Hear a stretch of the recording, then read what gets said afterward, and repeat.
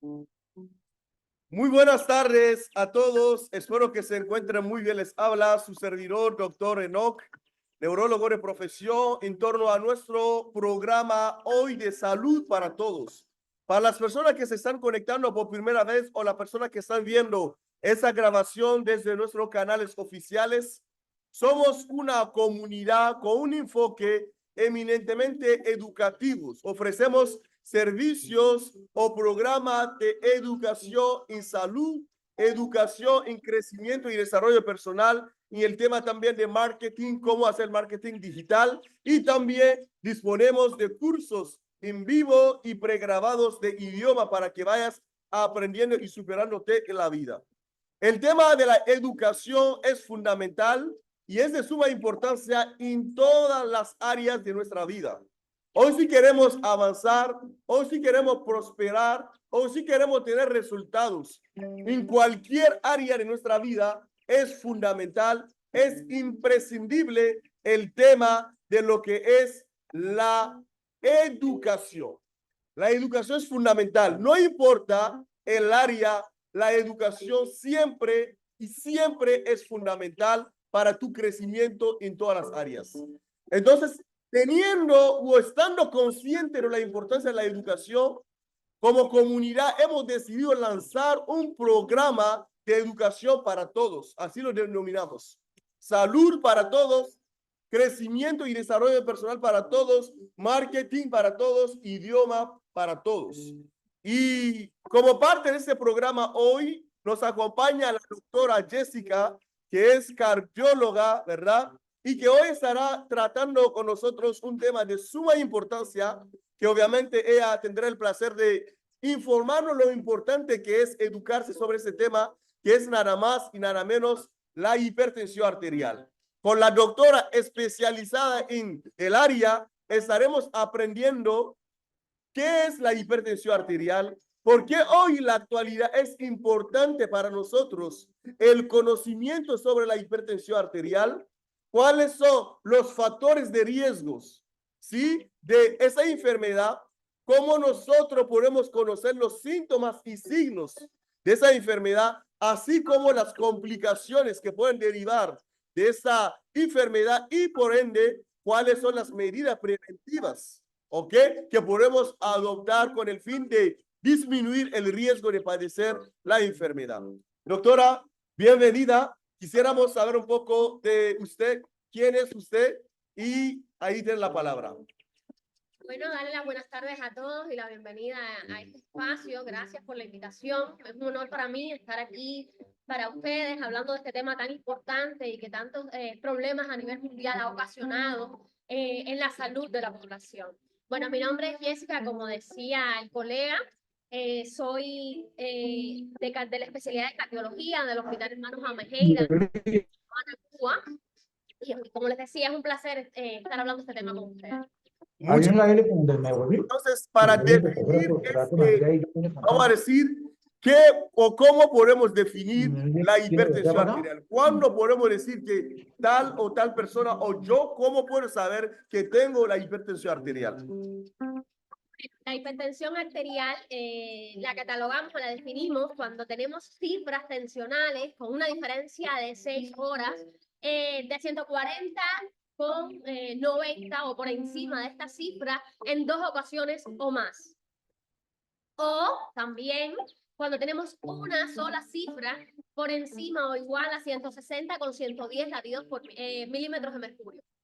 Gracias, doctora. Entonces, la siguiente pregunta que a la comunidad le interesa saber es, ¿cuáles son los síntomas y signos de la hipertensión arterial? ¿Cómo yo puedo reconocer por algunas manifestaciones, algunos síntomas que yo estoy teniendo cifras tensionales elevadas? La hipertensión es una enfermedad que tiene unas manifestaciones clínicas muy variables y que van desde pacientes que no presentan síntomas o asintomáticos, como son llamados desde el punto de vista médico, hasta síntomas graves. Es decir, podemos presentar síntomas leves como cefalea o ruidos en los oídos, o visión borrosa, o con escotomas, destellos en la visión, mareos, ansiedad, trastornos del ritmo, podemos sentirnos un poco taquicárdicos, dolor en el pecho, o la manifestación, la primera manifestación puede ser ya una lesión aorta-aortiana o una emergencia, como puede ser un accidente cerebrovascular, un infarto de miocardio, es decir, o una enfermedad renal crónica ya en estadios avanzados, es decir, es múltiple las manifestaciones, pero tenemos que tener muy en cuenta siempre que puede ser totalmente asintomática, sin síntomas. Ya hablando de que la persona puede tener cifras tensionales elevadas, es decir, la persona puede ser hipertenso y no presentar los síntomas, eso es algo que podemos catalogar como algo, de hecho, que es grave, ¿no? Porque me imagino que si bien es cierto, no presentas manifestaciones, eso puede manifestarse como primer síntomas con una complicación o cómo usted lo vive. Sí, es un hecho que muchas veces la primera sintomatología es ya una enfermedad grave, de difícil manejo y que puede poner en riesgo la vida del paciente. Por lo tanto, tenemos la alarma de siempre aquellos pacientes, sobre todo con factores de riesgo, siempre tengan presente la importancia, incluida como forma de prevención o de diagnóstico precoz, en tomarse las cifras tensionales. Y para eso no, o sea, tenemos los consultorios en los que podemos visitar al menos una vez al año, y aquellos que tengan edades muy avanzadas o muchos factores de riesgo, quizás 2 veces al año, o simplemente en casa también con un equipo validado, tomar las cifras tensionales al menos una vez al año, cada 6 meses, aquellos pacientes que sean jóvenes o que quizás tengan factores de riesgo a pesar de la edad. O sea, usted recomienda que independientemente de que la persona tenga o no la hipertensión arterial, debe hacerse chequeo de manera periódica porque puede ser que esté manejando cifras tensionales elevadas sin saberlo. Es el mensaje. Sí, es un mensaje importante, porque fíjense, no solamente estamos hablando de la hipertensión arterial, se han visto en estudios que simplemente las cifras tensionales elevadas, que estamos hablando pacientes con presiones de 120 a 139 y de 70 a 89 también producen daño y que también hay que trabajar sobre ellas. Y que es muy importante saber que hay pacientes hipertensos que no saben que son hipertensos, porque simplemente no tienen manifestaciones clínicas que le indiquen que está enfermo. O sea, es un paciente que se siente completamente normal y que es hipertenso y desconoce de su enfermedad y que por lo tanto está expuesto a daños tanto cerebrales y a diferentes órganos que hablaremos más adelante, que están siendo dañados aún sin él saberlo. Por lo tanto, es fundamental la toma de la tensión arterial, ya sea en casa o en un consultorio policlínico, según la disposición a los servicios de salud que tengan. No, excelente. Para ya apoyar lo que acaba de mencionar la doctora, nosotros en el servicio de neurología vemos con frecuencia pacientes que vienen ya padeciendo de lo que, bueno, comúnmente llamamos accidentes cerebrovasculares, ¿verdad? Ya sea una parálisis, una convulsión, ¿verdad? Pérdida de conocimiento, ¿verdad? Simplemente, y lo preguntas, ¿has estado manejando cifras tensionales elevadas? Te dicen no. O sea que una persona hipertensa que no lo sabía y la primera manifestación ha sido un accidente cerebrovascular, a una enfermedad cerebrovascular. Entonces, lo que nos está llamando la doctora, que es especializada en el área, es que debemos hacer un chequeo periódico, ¿sí? De nuestras cifras tensionales. Y es importante también, doctora, que conozcamos, me imagino, nuestras cifras tensionales basales, ¿verdad? Es decir, que ¿cuánto es mi presión normal? Porque no todo el mundo tiene ese 120/80. ¿O cómo es ese tema? Esto es un mensaje importante. Es importante conocer cómo es nuestra presión arterial normal, basal, con la que siempre manejamos. Fíjense, no solamente para el diagnóstico de la hipertensión, sino porque también hay conceptos que se han visto en estudios, pacientes que siempre manejaron cifras tensionales bajas de 80 y 60, o 90 y 60, y que de buenas a primeras están presentando 130 y 70 y empiezan a presentar manifestaciones y dicen, no, doctora, pero mis tensiones arteriales son normales, yo la tomo y no llego a estar a esas cifras de hipertensión, es decir, no cumplo con el diagnóstico de hipertensión arterial. Ojo, importante con eso porque es un concepto que se definió en un momento determinado con hipertensión, con normotensión. Es decir, es importante y fundamental siempre conocer nuestras cifras tensionales y saber cuándo estas se están modificando para poder actuar en consecuencia y a tiempo sobre ellas para evitar complicaciones futuras y daños irreversibles que pueden existir a nivel de otros órganos. O sea, el mensaje sintiendo bien es, hay personas que con mucha frecuencia la vemos y te dice, no, doctora, mi presión normal es 100/70. Yo siempre he tenido esa cifra tensional, es decir, que es su cifra tensional basal. Ya esa persona que maneja 100/70, si en algún momento ve que está presentando 120, 130, aunque no lleguen a 140, es ya algo que alarma, ¿verdad? Es algo que llama la atención y necesita algún seguimiento, ¿verdad? ¿Es el mensaje? Sí, debe mantener seguimiento, no solamente seguimiento, sino modificaciones de los estilos de vida y actuar sobre los factores de riesgo que son propios de la hipertensión arterial, que nos está diciendo que tenemos que modificar, porque nos está modificando nuestras cifras tensionales y eso puede traer consecuencias a nuestro organismo. Excelente, doctora. Entonces, ya hablando de esos factores de riesgos, ¿cómo ustedes especialistas en esa área lo dividen? ¿Cuáles son los factores de riesgo de la hipertensión arterial? Se entiende por un factor de riesgo, un factor que incrementa, que aumenta la probabilidad de padecer de una determinada enfermedad, en este caso la hipertensión arterial. ¿Cuáles son los factores de riesgo de la hipertensión arterial?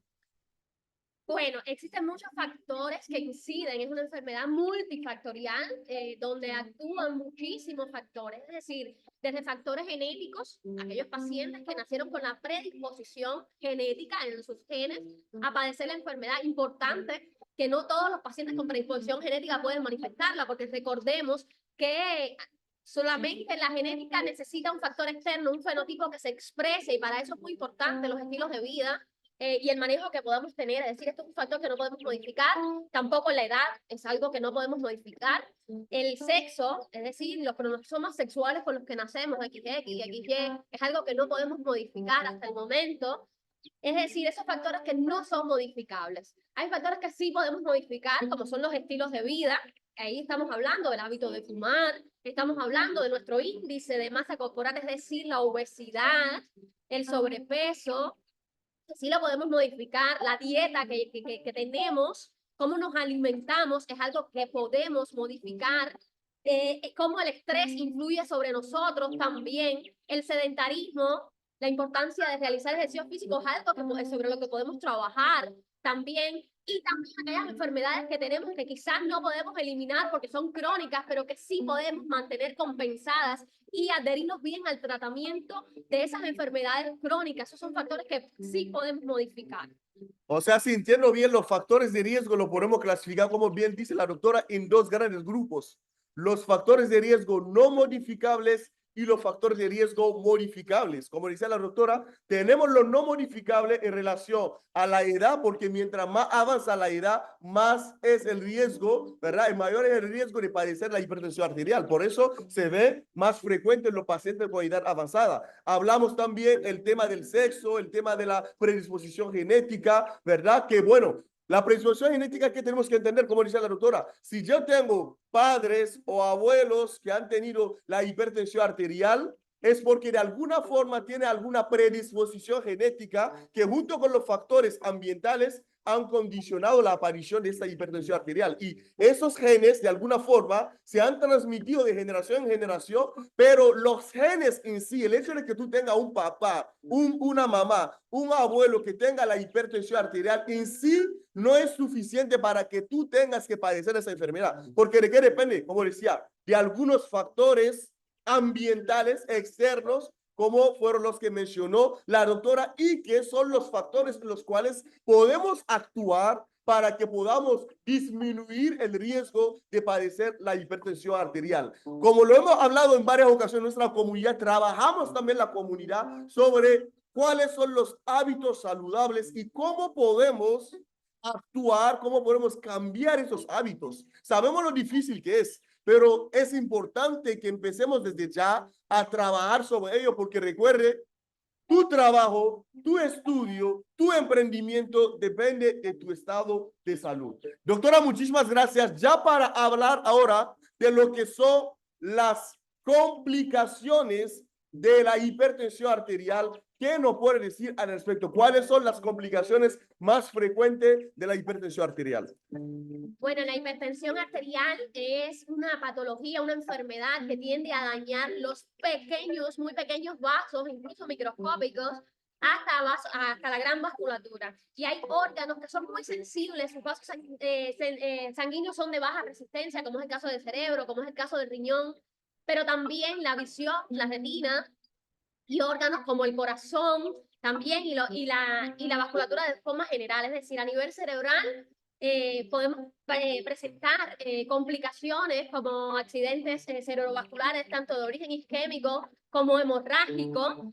También puede afectar nuestro desarrollo cognitivo, es decir, áreas como la memoria, asociados a demencias, es decir, que nos puede afectar todo nuestro desempeño y a veces subestimamos mucho esas cosas y no tenemos en cuenta todo lo que puede proceder después, porque no solamente la enfermedad grave, sino también nuestro desempeño diario, sobre todo en aquellas personas que tienen una vida basada en los estudios y que necesitan mucho todo este desarrollo cognitivo que tenemos que mantener, preservar, así como nuestra salud cerebrovascular. También desde el punto de vista del riñón, las enfermedades agudas y crónicas del riñón son muy frecuentes en los pacientes hipertensos desde el punto de vista del corazón, un órgano que es muy afectado por la hipertensión arterial, con muchísimas enfermedades derivadas de ellas como consecuencia de una hipertensión mal controlada o no diagnosticada a tiempo, como pueden ser los infartos de miocardio, las anginas de pecho, es decir, todas las manifestaciones isquémicas del corazón, la insuficiencia cardíaca, una gran patología que está a nivel mundial afectando grandemente con una gran prevalencia e incidencia y que una de las mayores causas es la insuficiencia cardíaca. La hipertensión arterial, perdón. También puede producir arritmias, la clásica fibrilación auricular con todas las consecuencias que esta puede traer, pero también puede afectar válvulas cardíacas, esta patología, o sea que es muy importante mantener nuestra salud cardiovascular. También puede afectar órganos como las retinas, es decir, aquellos pacientes que van perdiendo la visión producto de la retinopatía hipertensiva, sobre todo estas patologías que son las más invalidantes. Hay muchísimas otras patologías que pueden producir, pero que son más leves y que quizás tengan un mejor manejo y que puedan ser más resolutivas a largo plazo. Pero estas son las complicaciones más temidas fundamentalmente. O sea, podemos ver que desde los síntomas asintomáticos, o sea, que desde una manifestación asintomática, es decir, desde una manifestación donde el paciente, digamos, desde un cuadro clínico donde el paciente no presente ningún síntoma, puede llevar hasta complicaciones. Y en algún momento, como le decía la doctora, puede ser que las complicaciones sean las primeras manifestaciones de la enfermedad. Fíjense lo interesante y lo importante que es desde ya empezar a trabajar sobre estos hábitos que acaba de mencionar la doctora y que son fundamentales. La salud hay que buscar la forma de conservarla, de preservarla, de cuidarla y no esperar hasta que empiecen a deteriorarse para empezar a cuidarse. Siempre decimos que es importante empezar a desarrollar la cultura de invertir en la salud y no gastar en la salud. ¿A qué llamamos invertir en la salud? Bueno, en que tú te eduques, en que tú pongas en práctica toda la educación que recibes, entre otras la que recibes hoy de parte de nuestra doctora, que es una de las educadoras de PUMI Academy, el área de salud para todos. ¿Y a qué llamamos gastar en la salud? Cuando te enfermes, porque a lo mejor muchas veces no te cuidaste. Tendrás que hacer consultas, exámenes complementarios, tratamiento y realmente es algo que es costoso, ¿no? Es costoso y lo sabemos al nivel mundial lo que realmente cuesta la salud. Entonces, el llamado, ¿cuál es? Es que desde ya y desde hoy, todo y cada uno de nosotros empiece a valorar lo que tiene. Yo siempre digo a la comunidad lo siguiente, de que yo siendo médico antes de empezar la especialidad, conocí a una de las personas más ricas de mi país que vino a atenderse en Cuba Y yo fui la persona que lo atendió para poder hacer la traducción porque nada más hablaba francés y el idioma de mi país. Entonces él me decía, él me contaba el nombre de algunos, fíjense, de algunos hoteles de mi país. Y él me preguntaba, ¿tú sabes quién es el dueño de ese hotel? Yo decía, no. ¿Tú conoces tal hotel? ¿Tú conoces el dueño? Yo decía, no. Él me decía, todos esos hoteles que te mencioné, que son los mejores del país, son míos. Yo me quedé asombrado, pero me quedé aún más asombrado cuando me dijo lo siguiente. Hoy hoy que estoy enfermo, él parecía de enfermedad cerebrovascular. Él me decía que hoy que estoy enfermo, estoy dispuesto en dar toda esa riqueza, todos esos hoteles, todas esas casas, todos esos carros, con el fin de recuperar, aunque sea parte de mi salud. Aquel día, yo siendo médico, me percaté aún más de lo valioso que es la salud. Y yo me decía que él ahora más que nunca, ahora que se perdió su salud, la están valorando. Ahora, ¿qué tal si nosotros desde ya empecemos a valorar lo que tenemos? Una de las cosas más preciosas que tenemos junto con el tiempo es la salud. Es importante que hagamos un buen uso del tiempo cuidando bien nuestra salud. Y es cuestión de hábitos. No es nada fácil lo que estamos diciendo, pero es algo que sí se puede lograr. Es algo que sí se puede lograr. Y nosotros como academia, con nuestro programa de salud para todos, no nos cansaremos de aportar informaciones que necesitan de parte de expertos hasta que eso sea una realidad en nuestra comunidad y en la vida de cada uno de nosotros. Entonces, no nos toca más que agradecer a nuestra educadora en salud, la doctora Jessica, cardióloga, por esa charla tan interesante, tan importante. Y ahora vamos a pasar en la sesión de preguntas y respuestas. Todo el que tiene una pregunta y la hace ahí en el chat y con mucho gusto la especialista en el área tendrá el placer de respondernos, ¿ok? Si son tan amables, vayan haciendo sus preguntas ahí en el chat para que vayamos respondiendo, que es el mejor momento para poder responder. Recuerde que tenemos la especialista en el área, ¿ok? La pregunta va dirigida a ella. No me pregunten después, que el área mía es la neurología, ¿listo? Entonces, dice Pascuala Cabrera, ¿qué tienen que ver las emociones con el dolor del corazón e inflamación en el pecho? Ya he tenido unos 7 episodios desde el año pasado en que después de un mal genio me ha dado dolor en el corazón. Ese dolor lo he presentado en la noche tipo 10, 11 de la noche. El dolor es algo fuerte y dura alrededor de 1 hora. Mi temor es porque vivo sola y esos dolores me han dado a altas horas de la noche. Me ordenaron un electrocardiograma, ya me lo realizaron, aún no han leído los resultados porque me hicieron varios exámenes médicos y estoy esperando todos los resultados para programar la cita médica de lectura de resultados. O sea, la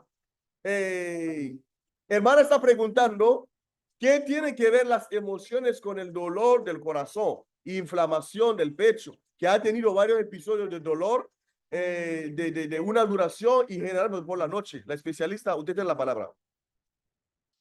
Buenas tardes, Pascuala, y sí tiene mucho que ver, muchísimo que ver, tienen que ver las emociones porque se ha descubierto en estudios de neurofisiología cómo las emociones hacen que se liberen una gran cantidad de hormonas que son proinflamatorias, es decir, que producen inflamación, como es el caso del cortisol, por ejemplo, es una de ellas, y que sí también tienen efectos sobre el sistema nervioso autónomo, cosas que afectan ambas cosas del corazón y que además la mayoría de las enfermedades cardiovasculares, empezando por las enfermedades isquémicas, la base de todas estas enfermedades se ha descubierto que es la inflamación exactamente. Cuando estudiamos cómo se mantienen los niveles de las células inflamatorias, vemos que tienen un impacto muy grande sobre el corazón, sobre la vasculatura, y no solamente como causa de hipertensión, sino también como causa de enfermedades cardiovasculares, isquémicas, valvulares, de todo tipo. O sea que es muy importante y sí influye grandemente.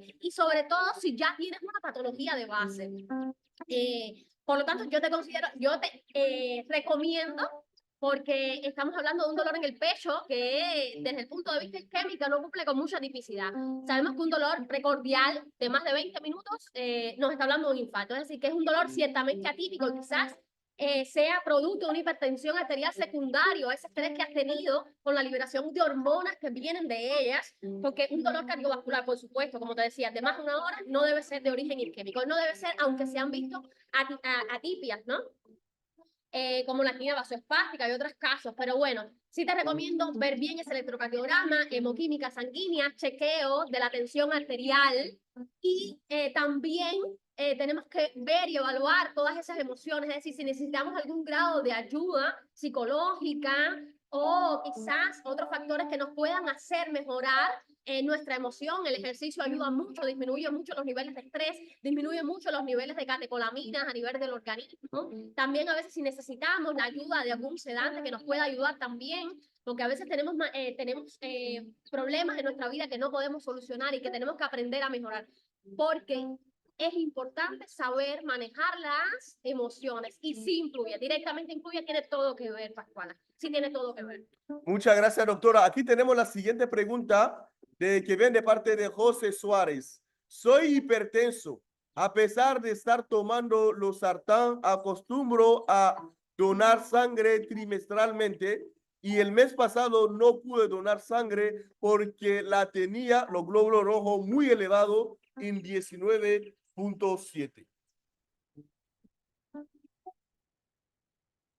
¿Y cuál es la pregunta, estimado José? Mientras vaya formulando las preguntas, ¿ok?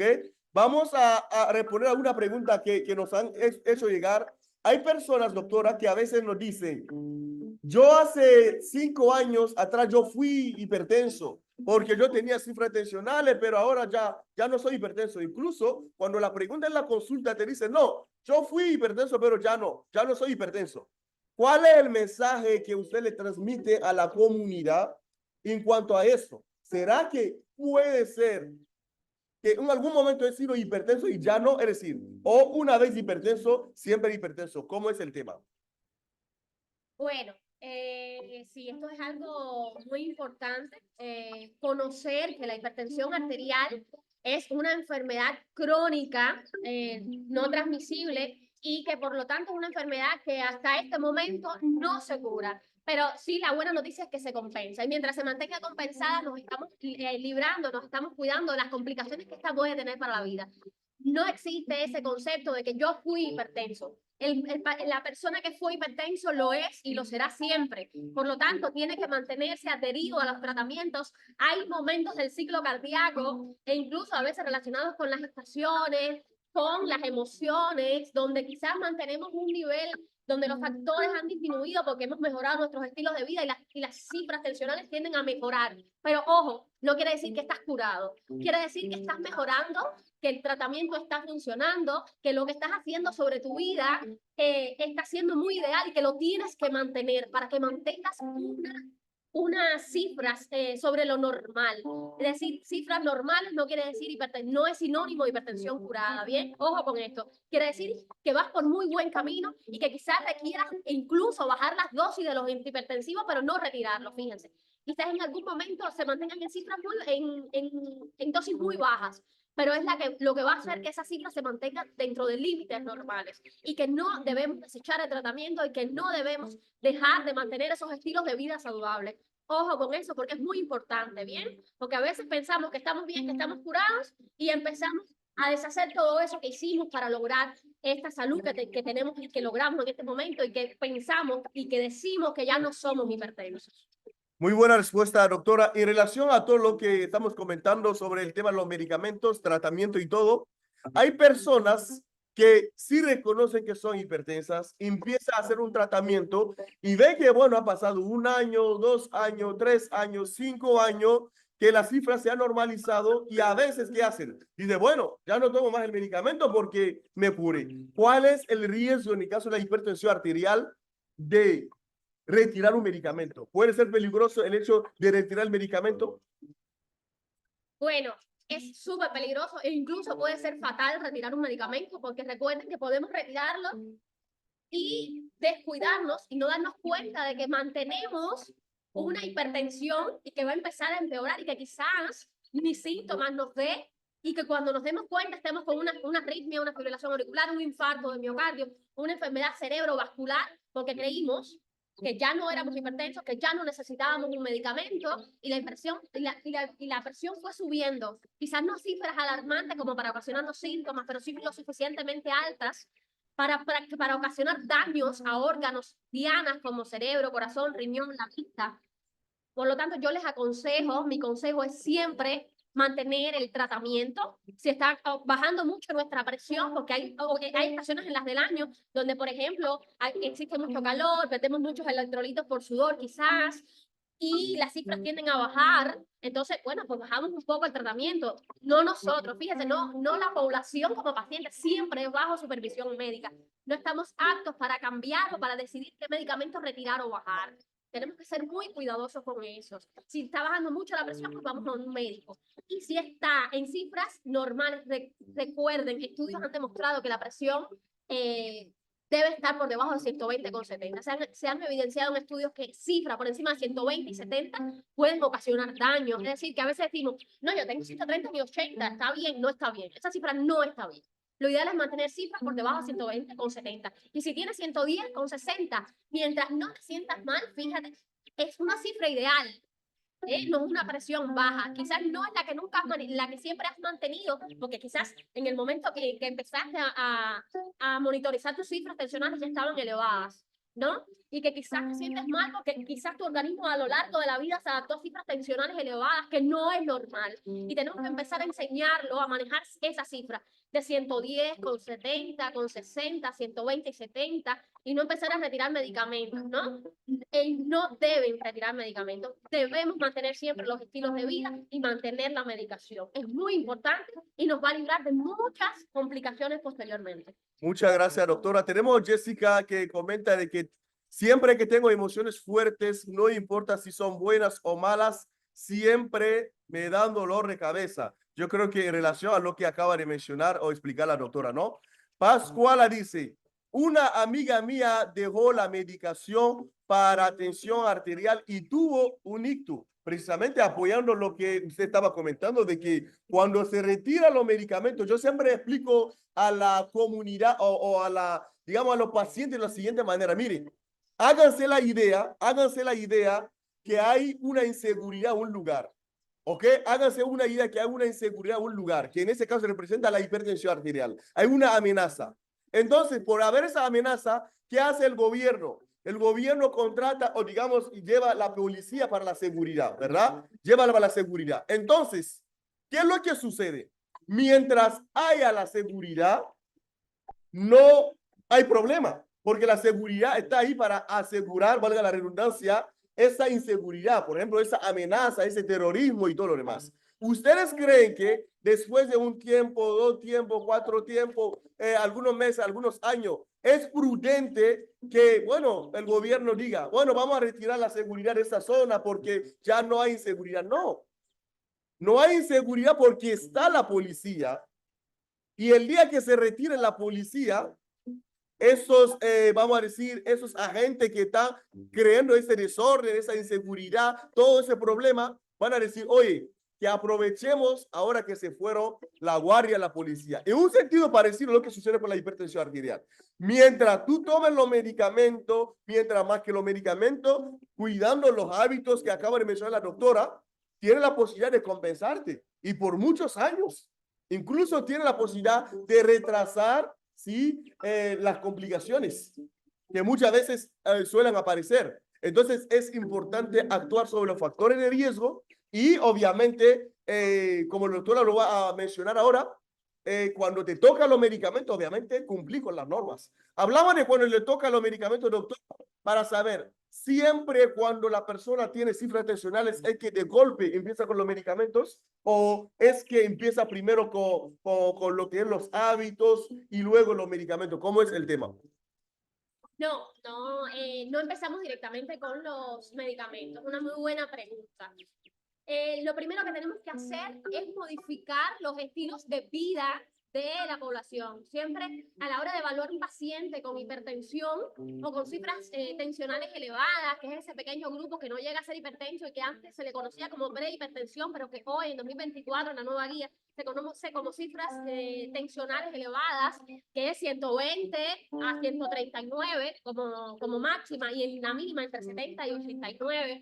Tenemos que empezar a trabajar en los estilos de vida. ¿De qué estamos hablando? Estamos hablando de la dieta, muy importante, la dieta. Y fíjense, no estamos hablando de, cuando hablamos de dieta, la gente siempre piensa en la sal. Rápido, primeramente la sal. Y empezamos, no, eliminamos la sal. Ojo, tenemos que tener en cuenta que hay una restricción leve de la sal, pero no eliminarla por completo. La necesitamos. El sistema renina-angiotensina, aldosterona, necesita sodio para su funcionamiento. O sea que tampoco la podemos eliminar porque nos puede ocasionar otros daños, pero sí comer en bajas cantidades, una restricción de 1.5 a 2.5 gramos diarios de sal es muy adecuada y que sea acompañado no solamente de mejoría en las cifras de tensión arterial, sino también en la disminución de enfermedades cardiovasculares, en la prevención de enfermedades cardiovasculares posteriores. También el ejercicio físico, fundamental, es algo que es impactante en la salud de las personas, no solamente de la hipertensión arterial, sino de también las enfermedades cardiovasculares, disminuir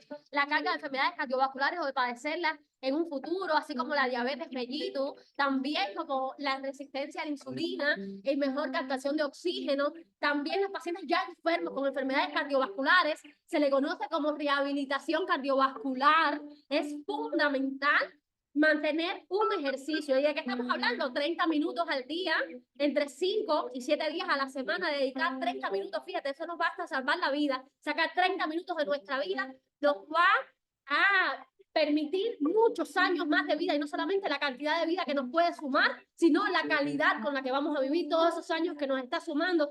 Sacar 30 minutos al día para caminar, fíjense, no tenemos que correr, porque sabemos que tenemos muchos adultos mayores que quizás tengan patologías osteoarticulares que le dificulten el caminar, o aquellos que quizás no puedan caminar grandes distancias, pero que puedan hacer ejercicios con las manos o otro tipo de ejercicios aeróbicos, es decir, dedicar esos 30 minutos a ejercitarse diariamente. Es súper fundamental. Otra cosa elemental es el peso corporal.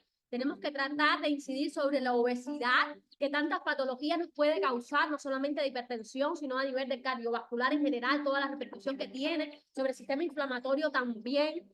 Es decir, tenemos que ver la dieta, que hablamos de la sal, pero también tenemos que hablar de la importancia de comer verduras, vegetales, las carnes, los pescados, las dosificaciones, evitar alimentos que no debemos introducir en la dieta o que debemos comer en mínimas cantidades, como los carbohidratos, que siempre esa la importancia de valorar con nutrición, porque todo va a depender de nuestro peso corporal. No es la misma dieta un paciente bajo peso que un paciente obeso. Es decir, la cantidad de kilocalorías que requiere de proteínas, de carbohidratos, no es la misma. O sea que siempre tenemos que valorar cómo manejarla, porque además también tenemos que ver las comorbilidades. No es lo mismo un paciente renal en diálisis que un paciente sano, no es lo mismo un adulto mayor que tiene un enlentecimiento del intestino que un paciente joven.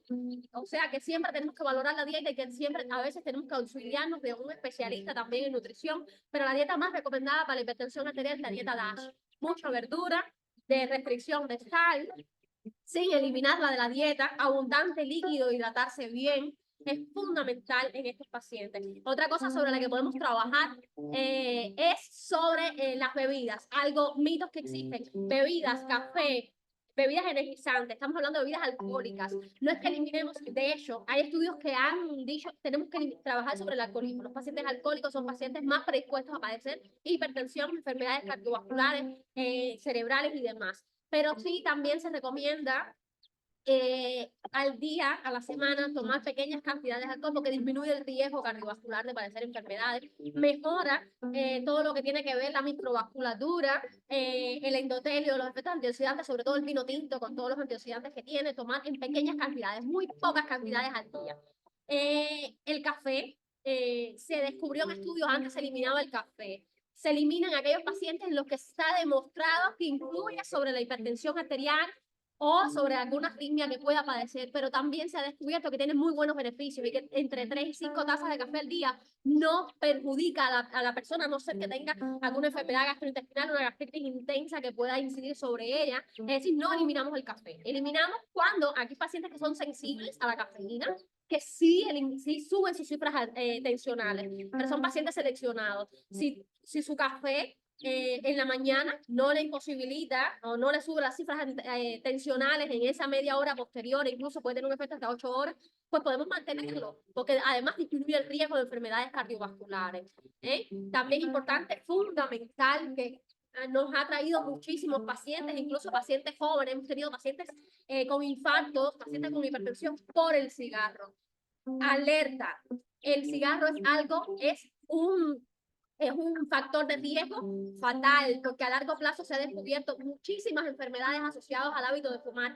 Pero bueno, hoy estamos centrados en lo que tiene que ver la hipertensión arterial. Sí, influye mucho porque afecta a toda la microvasculatura, que también produce hipertensión arterial y que no solamente la causa, sino que la empeora y que puede producir otros daños que hagan que esta empeore y que se cree un círculo vicioso. Por lo tanto, es fundamental eliminar el hábito de fumar, sobre todo en los pacientes, en los estilos de vida. Otra cosa que tenemos que tener en los estilos de vida es que aquellos pacientes hipertensos que tienen otras comorbilidades y que dejan de tomar sus medicamentos, por ejemplo, los pacientes tiroideos, ojo, fundamental mantener el control y su seguimiento de hormonas tiroideas y adherirse y mantener cifras hormonales dentro de límites normales, porque tanto